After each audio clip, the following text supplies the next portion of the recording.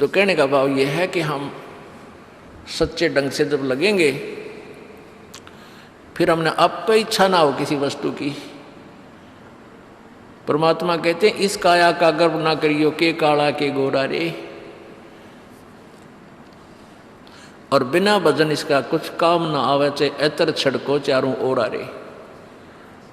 ये शरीर क्या है, ये गोरा दिखा है चाहे काला किसी का, इसने थोड़ा सा छोल के देख लो, एक जैसा कबाड़ सब में भरा पड़ा है। ये ऊपर पालिश का फर्क रखे, और इससे नाम अच्छा बूंदा मान लेते हैं। नहीं, ये चाहे काला है चाहे टेढ़ा बेढ़ा है, चाहे किसा है बूंदा काना लंगड़ा है, इसमें जब भक्ति कर गया वो सफल है, और इस मेकअप में लग गया रहा वो असफल है, चाहे वो कितना सुंदर दिखता हो।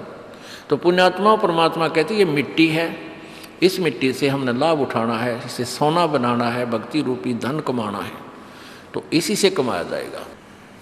अब प्रसंग है कि झूठे सुख को सुख कहे, ये मान रहा मन मोद, ये सकल चबीना काल का, कुछ मुख में कुछ गोदी।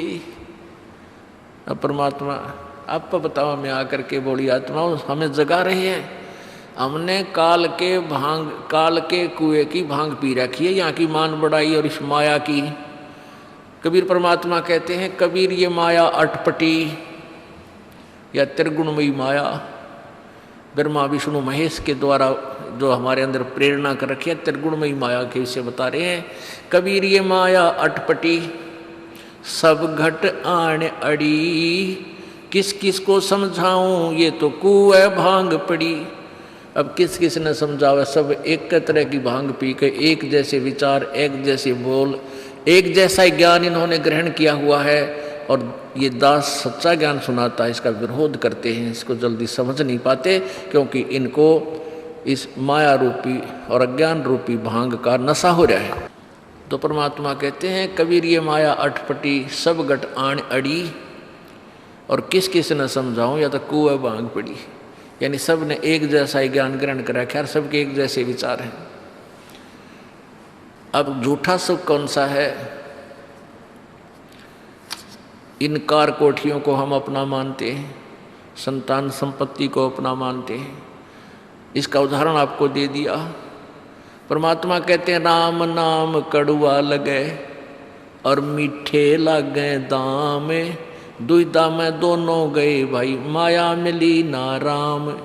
माया तो मिले को नहीं, यानी मान लीजिए आपके पास अरबों संपत्ति अरबों हो भी गई, तो वह तेरी नहीं। आपको 2-4 रोटी सुबह 4 रोटी शाम में, और एक वर्ष में गणित गणे 4 कपड़े कुर्ते पजामे बहुत, एक वर्ष में खत्म। आप पाटे को नहीं, ऐसा ही काम रह रहा आजकल। और 2 जोड़ी चप्पल कुर्ते जूते, और एक खाट का स्थान, एक चारपाई आ जा, गणित गणित 2 आ जा, जितने एक परिवार एक व्यक्ति को एक चारपाई। कहने का भाव यह कि ऐसा सीमित सा मकान, इतने की आवश्यकता आपको है, और बाकी पैसा आपके पास उसने के सिर में मारोगे, क्या करोगे उसका। अब या तो कि तो बकवादा में लावेगा, कि तो शराब पीवेगा, कि तो और कोठी खरीद कर गिर देगा, उस पर कोई कब्जा कर लेगा, फिर लट्ठम लट्ठा मुकदमे होंगे, या कोई ले लेगा रिश्तेदार या कोई मित्र बन कर फिर देखो ना, फिर खेचा तानी रात ने नींद आओ ना, वह रखेगी बेगन में पातरे, वो माया तने जीर्ण नहीं दे।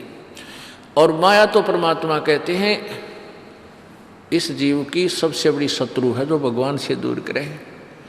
अभी झूठे सुख को सुख मान लिया, कार कोठी होगी, बढ़िया व्यापार बिजनेस या कोई नौकरी होगी, तो भगवान से 100 कोस दूर है वो प्राणी। कोई एक आध पुण्यात्मा इसे प्रेरणा होकर आ जाता, वो तो फॉर एग्जाम्पल होते हैं। तो परमात्मा कहते हैं इसे सुख का आग लगे जो भगवान से दूर करे। परमात्मा कहते हैं वो दुख अच्छा हमारे लिए जो परमात्मा के चरणों में हमें लगाए रखे। कबीर साहब कहते हैं सुख के माथे पत्थर पड़ो जिससे नाम रट देते जावे, और बलिहारी वो दुख जो पल पल नाम रटावे। कि हे परमात्मा इसे सुख की हमने जरूरत नहीं, जो भगवान से दूर करे। पत्थर पड़ो इसे सुख के ऊपर, और बलिहारी उस दुख के जो पल पल नाम रटावे। जैसे भक्त नाम ले रखा किसी ने, और उसको कोई पीड़ा हो जाती है, चिंता शुरू हो जाती है उसको, ये भगवान कदे कैंसर ना हो जा, ये परमात्मा कोई और ऑपरेशन ना बन जा। तो वहाँ तक जाता है जहाँ डॉक्टर के पास, और भगवान याद रह कर आता है, और वहाँ जाकर डॉक्टर करता है अल्ट्रासाउंड और एक्सरे वगैरह करके बता देता है कि आपको ऐसी कोई खास बीमारी नहीं है, नॉर्मल सी है, ये दवाई लो ठीक हो जाए। उसके बाद फिर परमात्मा के गुण कितने गाता है वो। जो भक्ति से दूर हैं वो तो भूल भाल जाते हैं, उनको तो परमात्मा याद आता है, कोई ना डॉक्टर दिखे। और पुण्यात्मा जो भक्ति करते हैं उनको डॉक्टर नहीं भगवान पहले दिखाई देता है। पुण्यात्मा, आपके प्रारब्ध में, आपके संस्कार में मृत्यु है और कैंसर से है, और वो होगी, नाम ले रखा आपने, और डॉक्टर ने भी डिक्लेयर कर दिया कि कैंसर है भाई। पीछे आपको उदाहरण दिया था, एक लड़का रोहतक से, इकलौता पुत्र, और 10 साल के बाद पुत्र प्राप्ति हुई, और उस लड़के का कान में कैंसर बता दी, PGIMS रोहतक तक। उन डॉक्टरों ने फाइनल कर दिया और उसका पूरा डाटा अपने मोबाइल में नोट कर लिया कि इसका ऑपरेशन करवा ले और दिल्ली ले जा, हम नहीं कर सकते। वो रोता हुआ यहाँ आए। अब क्या है कि ये काल बड़ा उस्ताद है, थोड़ा सा सुख होते ही भगवान ने भूलन लाग जाए। वो 5 महीना में आए हमारे पास रोहतक से, जबकि आए महीना आना चाहिए था।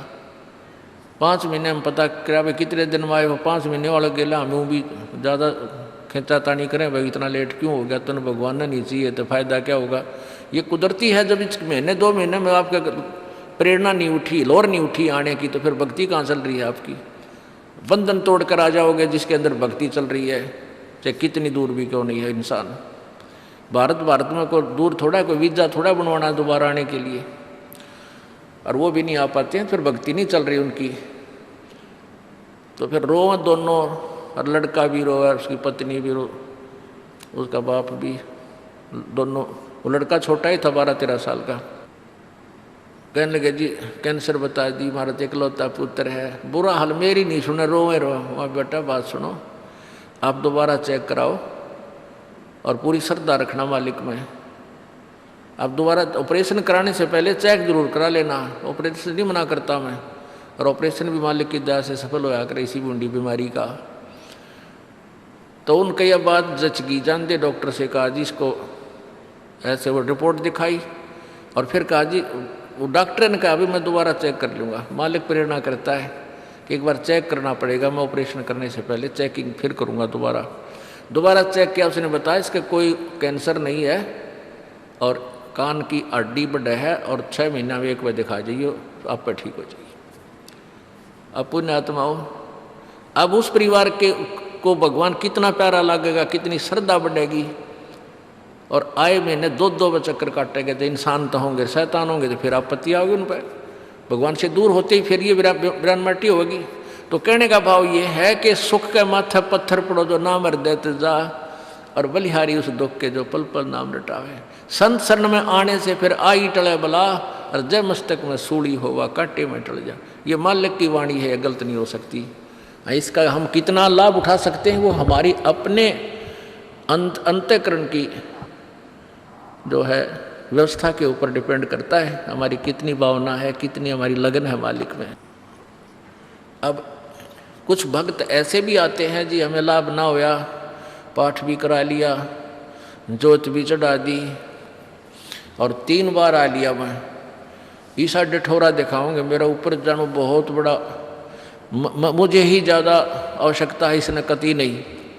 वो बेचारे बालक हैं 1ली-2री कक्षा के, वो कुछ भी बोल सकते हैं, उनको ज्ञान ही नहीं। और ऐसे लाखों लोग हैं जिनको निरे सुख हो लिए। तो परमात्मा तो वही है, एक ही ट्रांसफार्मर में तो सबको कनेक्शन दे रखा है, और जिसके पंखे कूलर चल रहे हैं वो भी उसी लाइन से जुड़े हैं, और जिनके नहीं चल रहे हैं वो भी उसी लाइन से जुड़े हैं। तो उनका कोई कनेक्शन डिफेक्टिव है, उसको फिर चेक कराएं, लाइट पावर वही है। कहते हैं सतगुरु के दरबार में कमी काहे की ना, अंसा मौज नहीं पावता तेरी चूक चाकरी में, कि इस परमात्मा के दरबार में किसी चीज़ की कमी नहीं। और परमात्मा आप बताते हैं कि यदि तुझे लाभ नहीं मिल रहा तेरी चूक चाकरी में, आपके अंदर कोई श्रद्धा में कमी है, आपकी भावना में कमी है, या आपका कनेक्शन लूज है, आपका कनेक्शन कट ऑफ हो गया, वह पावर आ नहीं रही। इस परमात्मा कबीर जी के शब्दकोश में असंभव शब्द नहीं है। इस कबीर परमेश्वर की डिक्शनरी में इम्पॉसिबल वर्ड नहीं है। ये वो भगवान है